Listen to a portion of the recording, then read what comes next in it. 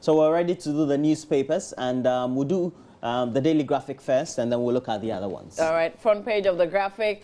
Don't be mercenaries. EC boss advises journalists as Anas named Journalist of the Year. KNUST graduating female medical student wins 13 awards. This also been very much around on social media. I will return Ghana to path of progress. Nana Akufo-Addo saying that. And gas explosion kills 6 at Tinga. We've got pictures of that, a building knocked down by the explosion and the wreckage after the gas cylinder had exploded on top of the track.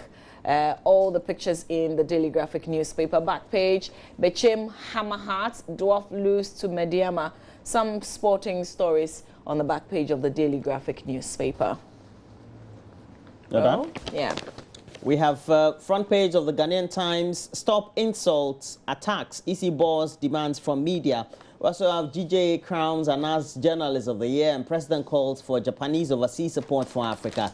9 already feared dead in gas explosion. We know it's happened over the weekend. And on the back page, All Stars stretches lead. So we're talking about All Stars. They are leading the Premier League log, followed by Adriana 45, Kotoko at 42, Hart at 42, and 2 points. That's 6 points there. Kotoko's gone up. Kotoko is second, yeah, 42. Oh, okay. And then we have Hart's also 42, yeah, on the same score points. So the Roland, let me just share a bit of this gas explosion story. And it says that, and I'm picking this from the Daily Graphic, and this is on page 16. Residents of Tinga and the Boli districts in the northern region have been thrown into a state of fear and mourning following a gas explosion that killed 6 persons, including 2 females. The explosion, which also injured 5 others, occurred in the morning of yesterday, August 28, 2016. The horrific scenes created by the explosion sent many of the residents wailing, while others stood in groups to discuss the terrifying incident. Let me just fast forward to the explosion. The vehicle carrying the cylinders, and they give the registration number here, was from Pong to the Wa Government Hospital. When the vehicle got to Tinga, the cylinders exploded, killing the driver and his mates instantly, and 4 others, including 2 females who were residents of the area, were killed at separate locations near the accident scene. You can continue to read the rest of the story. The DC also speaks to the Daily Graphic, and the rest of it is in the paper. Well, we have front page of the Daily Guide, NDC tax Nana with cancer. We also have top cop arrested for car fraud, gas explosion killed 6 in Bole.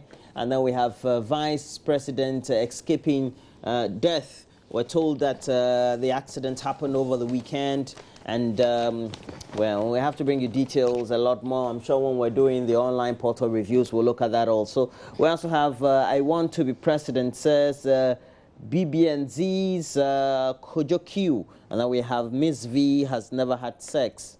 We get that all the time from the various stories and interviews she grants. And then we have Chaka Chaka, Headlines, Legends Night, and Afro Heritage Awards elements. Okay. And then we have Starbars also hits TV screens, and that's the News One leaflets or the center spread of the Daily Guide. We'll continue with the Finder. Anas Finder emerged tops as 21st GJ Awards with 2 car prizes from Group Ideal. Reckless media threat to stability. EC boss Nana Addo pledges 1 village, 1 dam to boost agric. Yeah, this is also another promise that's been trending. Let's fast track to page 8 in the Finder newspaper. A bit of that story for you. It says that the presidential candidate of the opposition New Patriotic Party, Nana Addo Dankwa Akufo-Addo, has made yet another promise, barely 4 months to the polls in December, promising to establish 1 dam in every village in the northern parts of the country to boost agriculture through a well-planned irrigation policy. So he was addressing traditional rulers at Bolgatanga in the Upper East region, and Nana Addo said a robust irrigation policy, 1 village, this is quotes, 1 village, 1 dam, will make Ghana crop all year round and eventually become a net exporter of most food stuff. All right, the rest of it is in the Finder. Roland. We have front page of the Daily Dispatch newspaper, mystery of rejected ballots revealed in book. We also have Akufo-Addo is not God, Atake being quoted there. Up there we have a population and sex stroke age groups in Ghana being displayed. You have one more paper? The Business and Financial Times. Bank of Ghana to rule over whether telcos can do banking as banks start erecting quotes firewall. Tertiary education sector growing, but you can continue to read the rest of the story in the paper. Save NHIS from politics, doctor pleads. And there's a picture of one Dr. Wisdom Amagleto on the front page of the paper. But maybe I can do a bit of this other story on page 3 about the Bank of Ghana to rule whether telcos can do banking. And the story says that the central bank has refused to rule out the possibility of mobile money operators entering into the commercial banking space amidst concerns from banks about the effects such a move will have on their operations. So this but is you know more why? of what Roland... It's been found that a lot of money is being traded across the mobile phone platforms than the regular banks. Because it's a lot easier. No, but the point is that they have to make it flexible then. That being always calls that commercial banks should go into some level of partnership in which people can do direct or use the platforms of the telephony companies so that it makes it easier for people to reach these banks. But they're too hard and conservative on the way they want to approach the banking in this very country. In other countries, a lot more flexible. So why do you want to block it? Because you know, because what the banks are doing, they can't stop it. They can't stop. Eventually, they'll have to. But Roland, how different is this? I see a bank, for instance, allowing you to put your money in your mobile money wallets. You can walk into the bank and do that. Yeah, the bank that is able to do that as the pioneer will have a... That's happening already. We'll have a big niche. No. That's happening already. No, I went to my bank and I thought you can't deposit. You can't deposit. So what did I see? They kind of put some money on the platform and things like that, but you can't deposit from your device. You can't. Okay. But you should be able to deposit from your device.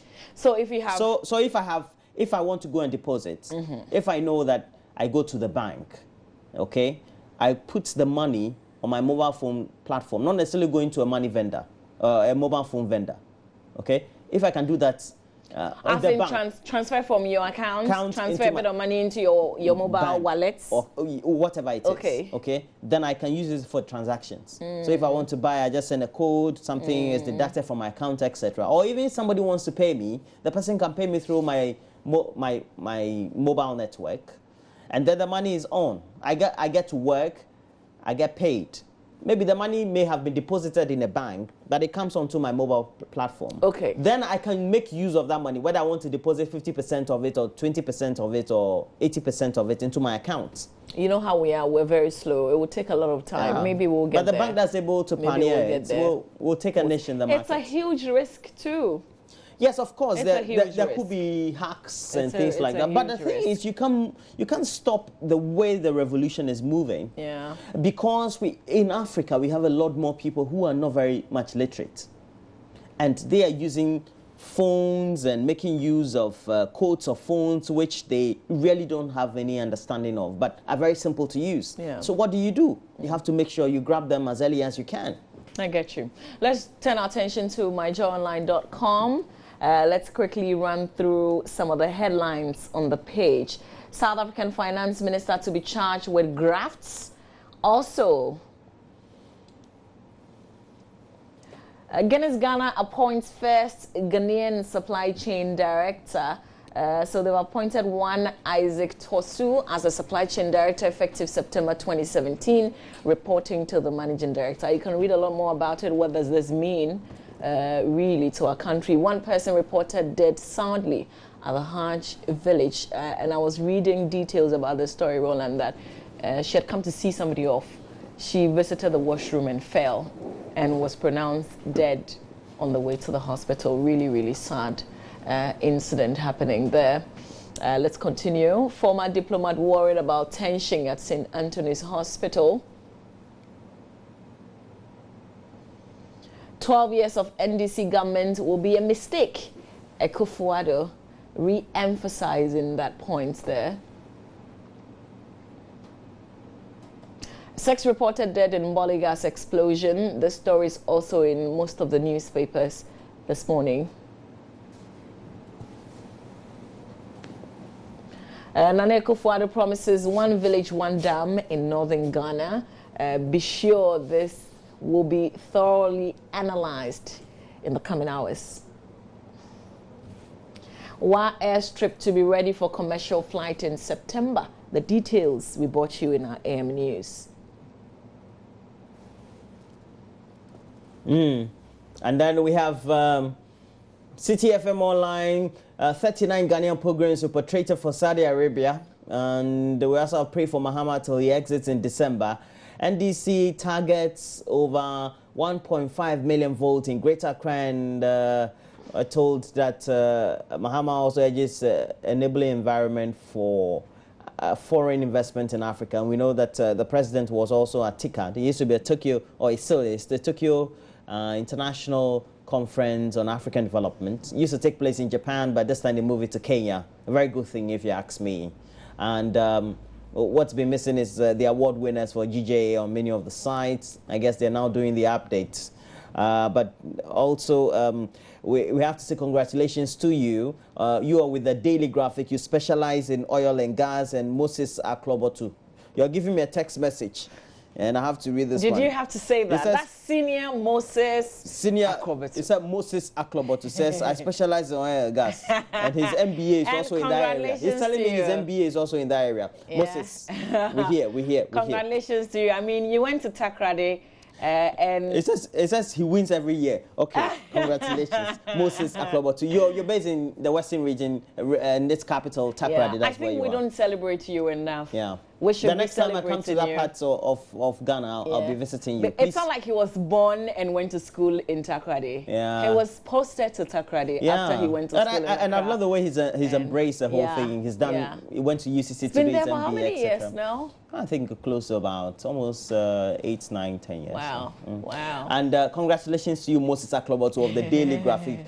You won the GJ Award for Oil and Gas. Congratulations once again, my good brother. We have to go for I hope money. that when I come to your house, you give me some metal. Yeah, man. No. The guys, oil and gas, they're asking for it too. No, but that's where okay. the cash is. Let's wrap up with BBC Africa, Roland.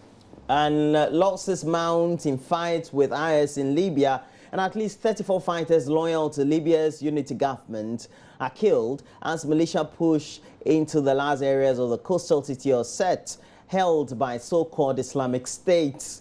And you keep asking, how are they getting the arms? And we're told that many of these militia groups really got the arms from the cache of the late Libyan leader Muammar Gaddafi. And we're told that those level of ammunition have also spread across the sub-Saharan region. So, Roland, one question. Who is taking responsibility for Libya as it is now? I get upset, the unity government. But if you go there, I think they have 2 others, for which it depends on which region of Libya you are. Which of the Western countries, Roland, is taking responsibility for what none of them wants to take responsibility has been turned into today? None of Who's them responsible for this? None of them wants to. I think they would have been better off under Muammar Gaddafi. But you know, that's just like people are conscientized as the thing is about. Yeah, dictatorial regimes are not good, but if you look at the repercussions and if the transition is not done well. Yeah. My point is with the West, when they help you to get rid of somebody who is a dictator, they should have a thorough plan. They should have a very good plan. They should think about, you know, the end from the beginning. It's always got to do with because of resources, and we know. Because what is it? You bring your planes and you come and destabilize the place, and then you move on. The oil fields are there. They're getting. They're still companies that are still exploring. Yeah, but it's a very unstable country. Yeah, but I mean, but in the desert, lot of suffering. The oil is in the desert, so they're drilling still. All right, it's some 49 minutes up to 6. We've got to make way for sports here on our show. Stay with us. Still ahead, we're talking to our colleagues and friends. Yes. Who got awards. Maybe they'll hand over the awards to us. You never know. And next to Present Sports is our regular, but award winner from over the weekend, the GJ Awards, Benedict Owusu. I'll ask him how much he was given for that very award, and then we're sharing it here. Whether we're getting a share. All right. So congratulations, we're taking a break. Benedict. Right back. You deserve it.